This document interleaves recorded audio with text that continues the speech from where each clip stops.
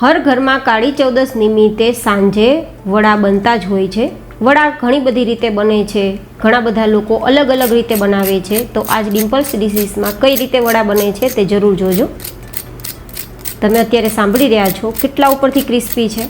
આટલા ક્રિસ્પી હોવા છતાં અંદરથી ભરપૂર જાળીદાર છે ને સ્પોન્જી છે, ખાવામાં પણ ખૂબ ટેસ્ટફુલ છે। તો કઈ કઈ ટિપ્સને ધ્યાનમાં રાખવી જોઈએ તે હું તમને આજના વિડીયોમાં શેર કરીશ। અને હા મિત્રો, જો તમે હેલ્થ કોન્શિયસ છો તો તમે તળિયા વગર પણ આ વડાને તૈયાર કરી શકો છો। તો રેસીપી શરૂ કરીએ। જેમના માટે અહીંયા આપણે મેજરિંગ કપથી 1 કપ જેટલી ચણાની દાળ લેશું।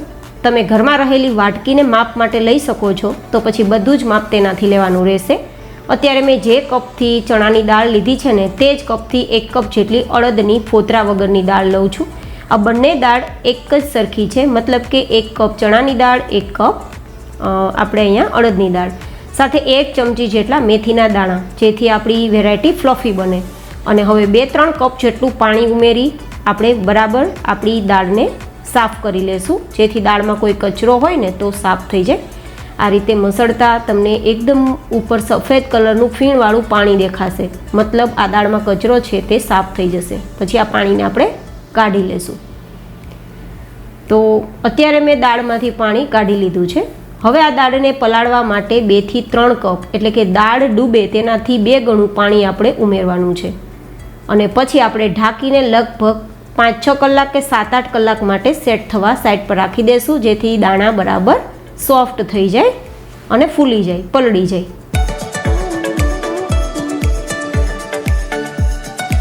મેં 8 કલાક જેવો સમય આપ્યો છે દાળને પલાળવા માટે।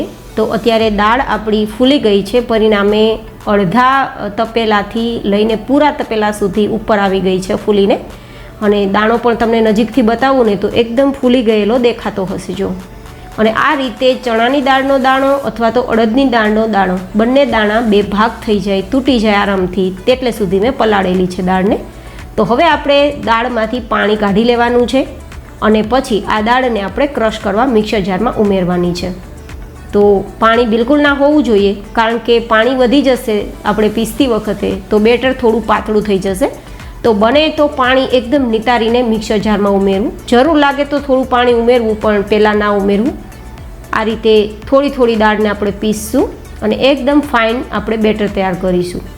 અત્યારે અડધા સુધી મિક્સરનું જાર ભરેલું છે અને આને ખાટા વડા તરીકે પણ ઓળખીએ છીએ। તો ખાટા વડા બનાવવા માટે ખાટું દહીં મેં અડધા કપ જેટલું લીધું છે, પણ એકસાથે નહીં ઉમેરીએ, થોડી દાળમાં થોડું દહીં ઉમેરી અને પછી ગ્રાઇન્ડ કરી લેશું। ફરીથી થોડી દાળ જે ગ્રાઇન્ડ કરવા માટે મિક્સરમાં ઉમેરીશું ને ત્યારે જેટલું બચેલું દહીં છે ને તે પણ ઉમેરીને ગ્રાઇન્ડ કરશું। કુલ ટોટલ 2 કપ જેટલી દાળ છે, તો અડધા કપ જેટલું ખાટું દહીં આપણે લીધેલું છે અને આ રીતે મેં પીસી લીધું છે। અત્યારે આ દાળને મેં પીસી લીધી છે તો કેવું ટેક્સચર છે હું તમને બતાવી દઉં છું। એકદમ ફાઇન છે, એકદમ ફાઇન। હવે આમાંથી વડા બનશે ને તો ખૂબ જ ટેસ્ટફુલ બનશે। તો આ રીતે આપણે બધી જ દાળને પીસી લેવાની છે અને બેટરની કન્સિસ્ટન્સી તમે જુઓ, નીચેની તરફ જતા રિબિન બને છે, મતલબ વધારે ઘટ પણ નથી અને વધારે પાતળું પણ નથી। અને આ રીતે બેટરને એક જ ડાયરેક્શનમાં ફેટવાનું છે, મતલબ એક જ ડાયરેક્શનમાં ફેટશો ને તો અંદર હવા ભરાઈ જશે અને આપણું બેટર છે તે પહેલાં કરતાં થોડું હલકું ફૂલકું થઈ જશે અને કલર પણ થોડો ચેન્જ થઈ જશે। કે ઘણા લોકો વડા બનાવતી વખતે બાજરાનો લોટ ઉમેરે છે, જુવારનો લોટ ઉમેરે છે, ઘઉંનો કરકરો લોટ ઉમેરે છે, પણ જે વિસ્તારમાં જે રીતે વડા બનતા હોય તે રીતે લોટ ઉમેરાય છે। પણ અમે જનરલી આ રીતે દાળમાંથી જ બનાવીએ છીએ, તો મેં અહીંયા જુવારનો, બાજરાનો કે પછી ઘઉંનો લોટ ઉમેર્યો નથી। જો તમે ઉમેરવા માગો છો તો તમારે અડધા કપ જેટલો ઉમેરવો, પછી જુવારનો લોટ હોય, બાજરાનો લોટ હોય કે પછી ઘઉંનો કરકરો લોટ હોય, અડધા કપ જેટલો તમે ઉમેરી શકો છો। આ ટાઈપનું આપણું બેટર બની જશે। હવે આપણે લગભગ ઢાંકીને 8-10 કલાક માટે આથો આવે તેના માટે રાખી દઈશું, કારણ કે આ વડા ખાટા વડા તરીકે ઓળખાય છે, તો આથો આપવો જરૂરી છે।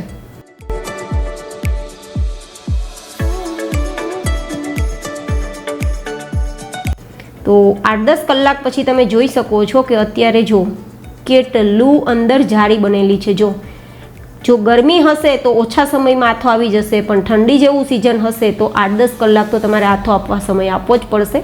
અત્યારે નજીકથી તમે જુઓ કેટલી અંદરથી જાળી પડેલી છે, મતલબ એકદમ પરફેક્ટ આથો આવી ગયો છે।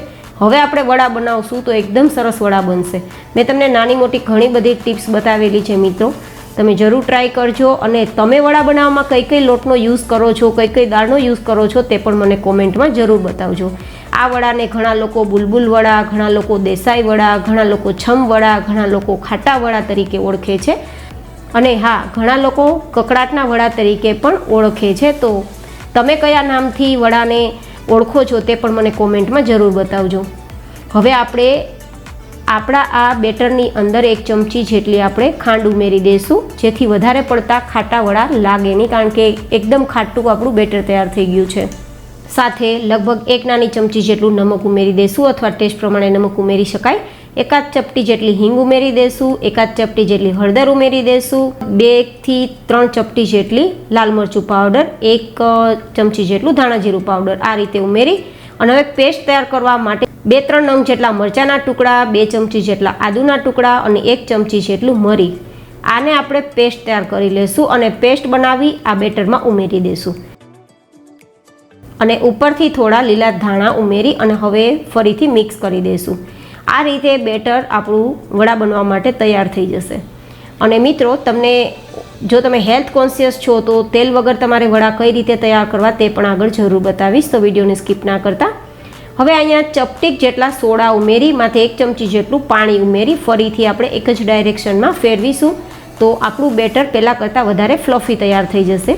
આમ તો આથો પરફેક્ટ આવ્યો છે, છતાં વધારે સ્પોન્જી આપણા વડા તૈયાર થાય તે માટે મેં ચપટીક જેટલો સોડા ઉમેરેલો છે. અને અત્યારે બેટરની કન્સિસ્ટન્સી જુઓ, જે રીતે ભજીયા બનાવીએ અને આરામથી બની જાય ને તેવી કન્સિસ્ટન્સી છે, મેં તમને હમણાં જ બતાવ્યું. તો હવે વડાને તળવા માટે તેલનું ટેમ્પરેચર મીડિયમ ગરમ કરવાનું છે. થોડું બેટર ઉમેરી ચેક કરવું, ધીમે ધીમે બેટર ઉપર આવે તો સમજવાનું તેલનું ટેમ્પરેચર પરફેક્ટ છે. અને જો તમારું તેલ ઓછું ગરમ હશે તો વડા તેલ પી જશે, અને વધારે ગરમ હશે તો ઉપરથી વડા લાલ થઈ જશે પણ અંદરથી સ્પોન્જી કે જાળીદાર તૈયાર નહીં થાય. અત્યારે તેલ પરફેક્ટ મીડિયમ ગરમ છે, તો નાની નાની સાઇઝમાં વડા બનાવશું, કારણ કે એટલું બધું ફ્લફી આપણું બેટર છે કે નાની સાઇઝમાં વડા હશે તો પણ ફૂલીને 3 ગણા મોટા થશે. અત્યારે તમે જુઓ, હું જેવા વડા મૂકી રહી છું તેલમાં કે ફટાફટ 3 ગણા ફૂલીને ઉપર આવે છે. જો હવે આપણે ગેસની ફ્લેમ એકદમ મીડિયમથી લો ઉપર જવા દેવાની, વધારે લો પણ નહીં, વધારે મીડિયમ પણ નહીં. આટલી ફ્લેમ પર આપણે વડાને બંને સાઈડ ગોલ્ડન બ્રાઉન કલરના થાય અને થોડા ક્રિસ્પી જેવો અવાજ આવે ને ત્યાં સુધી આપણે ફ્રાય કરવાના છે. અને બંને સાઈડ ગોલ્ડન બ્રાઉન કલર થઈ જાય પછી આ રીતે ચપ્પુથી ચેક કરવાનું, અંદર સુધી આપણો વડું છે તે કૂક થઈ જવું જોઈએ, લોટ બિલકુલ ચપ્પુમાં ના આવવો જોઈએ. અત્યારે જો ચપ્પુ ક્લીન છે, મતલબ આપણા વડા પરફેક્ટ ફ્રાય થઈ ગયા છે. તો હવે આપણે વડાને બહાર કાઢી લઈશું. અને વડા બહાર કાઢતા જ હું તમને ટેક્સચર બતાવીશ કે એકદમ ઓઇલ ફ્રી છે. જો હજુ બહાર જ કાઢ્યા છે તેમ છતાં બિલકુલ વડામાં ઓઇલ નથી. જનરલી વડા ઉપર ઓઇલ વધુ આવી જતું હોય છે, આવા પ્રશ્ન બહુ થતા હોય છે. તો આ ટિપ્સને ખાસ ધ્યાનમાં રાખજો કે તેલનું ટેમ્પરેચર, ગેસની ફ્લેમ કેટલી હોવી જોઈએ. અત્યારે વડાની ઉપર કેટલો ક્રિસ્પી અવાજ આવે છે, જો તમે સાંભળો, છે ને આટલા ક્રિસ્પી, તેમ છતાં અંદરથી એકદમ નરમ છે, સોફ્ટ છે. એ તમે જાળી ઉપરથી સમજી શકશો કેટલી અંદર જાળી છે. જો આ પરફેક્ટ નિશાની છે કે આપણા વડા એકદમ પરફેક્ટ બન્યા છે. તમે કઈ રીતે બનાવો છો કોમેન્ટમાં જરૂર બતાવજો. હવે આપણે બીજી મેથડથી વડા તૈયાર કરી લેશું. તો જે લોકો તેલ પસંદ નથી કરતા, હેલ્થ કોન્શિયસ છે, તે લોકો આ રીતે અપ્પમ પેન, કે જેને આપણે અપ્પમ વડા બનાવવાની પેન કહીએ, તેમાં થોડું થોડું લાઇટ વેટ તેલ લગાવી અને વડા તૈયાર કરી શકીએ છીએ. જો તમારી પાસે આ રીતે અપ્પમ પેન ના હોય તો તમે જે ઇડલી સ્ટેન્ડ હોય તેમાં આપણે ઇડલી જેમ બનાવતા હોય તે રીતે પણ વડાનું બેટર મૂકી અને બનાવી શકો છો. જો તમે વધારે હેલ્થ કોન્શિયસ છો અને તેલ પસંદ નથી કરતા તો એકદમ લાઇટ વેટ તેલ લગાવી અને થોડું થોડું બેટર ભરી ઢાંકીને 2 મિનિટ મીડિયમ ગેસની ફ્લેમ પર કૂક કરીશું.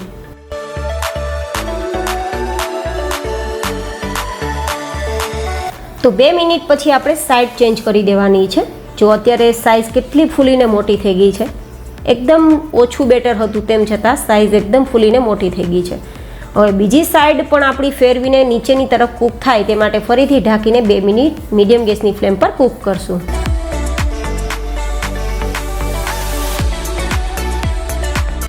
હવે આપણે ફરીથી સાઈડ ચેન્જ કરીને ચેક કરી લઈએ કે બંને સાઈડ કૂક થયા છે કે નહીં. આ વડાને પણ તમે ચપ્પુથી ચેક કરી શકો છો કે કાચા નથી ને અંદરથી. તો જો પરફેક્ટ કૂક થઈ ગયા હોય તો બહાર કાઢી લેવા. તો આપણે બહાર કાઢીને ચેક કરીએ તો આ વડા પણ આપણા અંદરથી એટલા જ જાળીદાર અને ખાવામાં સોફ્ટ થયા છે. જો તળેલા અને બાફેલા બંનેમાં થોડો ડિફરન્સ હોય છે, થોડો ટેસ્ટમાં પણ ડિફરન્સ હોય છે, પણ હેલ્થ કોન્શિયસ લોકો માટેની આ મેં મેથડ બતાવેલી છે. તો તૈયાર છે બંને ટાઈપના આપણા કાળી ચૌદસ માટેના વડા. ફરી મળીશું એક નવી જ ઇન્ટરેસ્ટિંગ રેસીપી સાથે. ત્યાં સુધી bye bye and take care.